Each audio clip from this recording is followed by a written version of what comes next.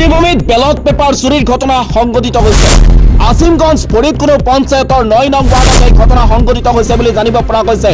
আজি ৰাজা প্ৰাথমিক বিদ্যালয়ৰ ভোট কেন্দ্ৰত উত্তপ্ত পৰিস্থিতিৰ সৃষ্টি হৈছে। শ্ৰীভূমি জিলাত নিৰ্বাচন কেন্দ্ৰিক সংঘাত দেখিবলৈ পোৱা গৈছে। চেৰাজী জিলা পৰিষদৰ কংগ্ৰেছ প্ৰাৰ্থী কুবেৰ যাদৱক প্ৰহাৰ কৰা হৈছে। বিজেপি সমৰ্থকৰ বিৰুদ্ধে উত্থাপন হৈছে গুৰুতৰ অভিযোগ। ঘটনাক লৈ অঞ্চলটোত তীব্ৰ চাঞ্চল্য বিৰাজ কৰিছে। টিয়কত ভোটদানৰ পৰা বঞ্চিত প্ৰাৰ্থী। ভোটাৰ তালিকাত পশ্চিম টিয়ক পঞ্চায়তৰ ৪ নং দক্ষিণ দুলীয়া ৱাৰ্ডৰ প্ৰাৰ্থী ডিম্পী বৰাৰ নাম নাহিল। মধ্য দক্ষিণ দুলীয়া প্ৰাথমিক বিদ্যালয় ভোট কেন্দ্ৰত উত্তপ্ত পৰিস্থিতিৰ সৃষ্টি হৈছে। দক্ষিণ কৰিমগঞ্জৰ দলগ্ৰাম ভোট কেন্দ্ৰত উত্তপ্ত পৰিস্থিতি। ভোট দিয়াক লৈ দুয়ো পক্ষৰ মাজত হতাহতিৰ সৃষ্টি হৈছে।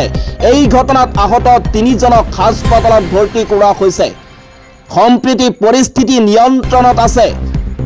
শ্ৰীভূমিৰ দুটা ভোট কেন্দ্ৰত ৰাইজৰ ভোট বৰ্জন কৰা হৈছে বুলি জানিব পৰা গৈছে। ৭১৫ নং দক্ষিণকুল LP স্কুলৰ দুটাকৈ ভোট কেন্দ্ৰত ভোট বৰ্জন কৰাৰ ঘটনা সংঘটিত হৈছে। অভিযোগ অনুসৰি একাংশ ব্যক্তিৰ লাভৰ বাবে 10 কিলোমিটাৰ দূৰলৈ ভোট কেন্দ্ৰ স্থাপন কৰা হৈছে। শ্ৰীভূমিত বেলট বিসংগতি দেখিবলৈ পোৱা গৈছে। অভিযোগ অনুসৰি ৱাৰ্ড সদস্যৰ প্ৰতীক চিহ্ন আছিল কাপ প্লেট, কিন্তু বেলট পেপাৰত আহিল অটোৰিক্সাৰ ছবি। মেডল শ্বৰীফ নগৰ পঞ্চায়তৰ ৭ নং ৱাৰ্ডত এই ঘটনা সংঘটিত হৈছে। কাছাৰৰ কাটিগড়াৰ ভোট কেন্দ্ৰত মাৰপিটৰ ঘটনা সংঘটিত হৈছে। এই ঘটনাত আহত হৈছে কেইবাজনো লোক। ফুলবাৰীৰ তাৰণীপুৰ গাঁও পঞ্চায়তৰ ২ নং ভোট কেন্দ্ৰত এই ঘটনা সংঘটিত হৈছে।